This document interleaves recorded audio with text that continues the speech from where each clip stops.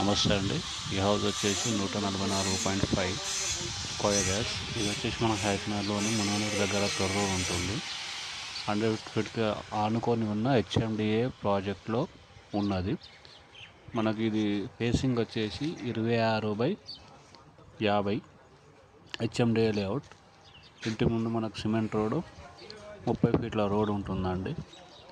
మనకు 2 BHK ఇది. Car parking ఉన్నది.